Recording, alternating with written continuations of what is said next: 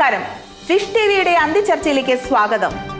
കേരളത്തിൽ സ്ത്രീകൾ സുരക്ഷിതരോ? ഇന്ന് ഈ വിഷയത്തിൽ സംസാരിക്കാൻ നമ്മോടൊപ്പം ചേരുന്നത് വെള്ളക്കണ്ടി കോയ, പാക്കരൻ പ്യാരിജാതൻ, മോന്തായം രാഘവൻ. ഉഗ്രൻകുടി പഞ്ചായത്തിലെ പുതിയ പ്രശ്നത്തിന്റെ പശ്ചാത്തലത്തിൽ ഈ സർക്കാരിന്റെ കാലഘട്ടത്തിൽ സ്ത്രീകൾ സുരക്ഷിതരല്ല എന്നൊരു വാദം ഉയർന്നു വരുന്നുണ്ട്.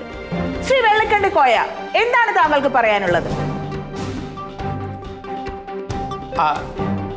അല്ല, അതായത് എനിക്ക് പറയാനുള്ളൊരു കാര്യം എന്താ വെച്ചാല്, എൻ്റെ ഒരു അഭിപ്രായം എന്ന് പറഞ്ഞത് ഇപ്പൊ ഈ പീഡനം എന്ന് പറയുന്ന സംഭവം സ്ത്രീകൾ ഉണ്ടായ കാലം മുതലുള്ളതാണ്.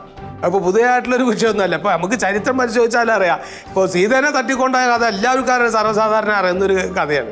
അതുമാതിരി പാഞ്ചാലിനെ ഉപദ്രവിക്കാൻ നിന്നപ്പോൾ അതും ഭർത്താക്കന്മാരെ മുമ്പിൽ വെച്ചിട്ട് അത് വലിയൊരു യുദ്ധത്തിന് വരെ കാരണമായി മാറിയിട്ടുള്ള കഥകളൊക്കെ നമുക്കറിയണതാണ്.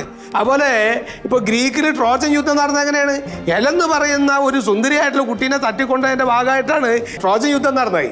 ഇങ്ങനെ ചരിത്രപരമായിട്ട് പരിശോധിച്ചാൽ തന്നെ ഈ ശ്രീപീഡനം എന്നുള്ള കാലങ്ങളായിട്ട് സർവ്വസാധാരണമായിട്ടുള്ള രീതിയിൽ നടന്നു പോകുന്നൊരു കഥകളാണ് നമ്മൾക്കൊക്കെ അറിയണത്. ഇപ്പോഴത്തെ പ്രശ്നം എന്താ വെച്ചാൽ അത് ഇങ്ങനെയുള്ള കഥകൾ പെരുപ്പിച്ച് കാണിച്ചിട്ട് സർക്കാരിനെ കീർത്തി കാണിക്കുക എന്നുള്ളൊരൊറ്റ ഉദ്ദേശത്തോടു കൂടെയാണ് ഇപ്പം നടക്കണ ഈ കഥകളൊക്കെ എന്ന് സർവ്വസാധാരണ എല്ലാ മനുഷ്യന്മാർക്ക് അറിയണതാണ്. ഇപ്പം ഈ മൊയ്തു എന്ന് പറഞ്ഞ ഈ കക്ഷി പുള്ളി വലതുപക്ഷ അനുഭാവിയാണ് എന്നുള്ളത് സംസ്ഥാന ഇന്റലിജൻസ് വരെ പരിശോധിച്ച് മനസ്സിലാക്കിയിട്ടുള്ളൊരു കാര്യമാണ്.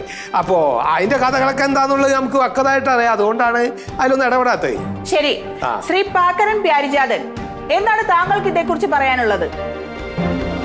പറയാമോ? പറഞ്ഞോളൂ.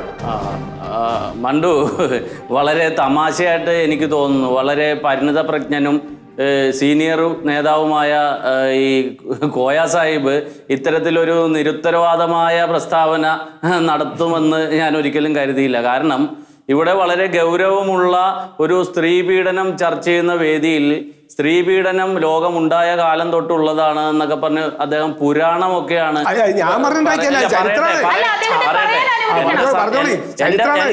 എന്റെ സമയം ഞാൻ പറയട്ടെ ഞാൻ വ്യക്തമാക്കാൻ ഇടയ്ക്കേറല്ലേ, എന്നെ അനുവദിക്കൂ.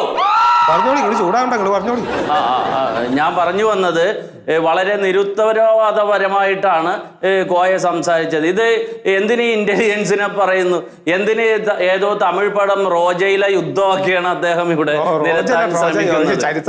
ഞാൻ പറയട്ടെ മണ്ടു, എന്റെ സമയം ശരിയായിട്ടുള്ള പറഞ്ഞാൽ മതി. ഇത് വളരെ നിസ്സാരമായിട്ട് പറഞ്ഞ ഭരണപരാജയം, ഇവിടുത്തെ ഭരണപരാജയം, സ്ത്രീ സുരക്ഷയുടെ പേര് പറഞ്ഞ് അധികാരത്തിൽ വന്ന ഒരു ഗവൺമെന്റിന്റെ കാലത്ത് സ്ത്രീകൾക്കും കുട്ടികൾക്കും ധൈര്യമായി പുറത്തിറങ്ങാൻ പറ്റാത്ത ഒരവസ്ഥ സംജാതമായിരിക്കുന്നു. ആഭ്യന്തര വകുപ്പ് പരാജയമാണ്. പ്രതി എന്ന് പറയപ്പെടുന്ന ഈ മൊയ്തു എന്ന് പറഞ്ഞ ആൾ അവരുടെ പാർട്ടിക്കാരനാണ്.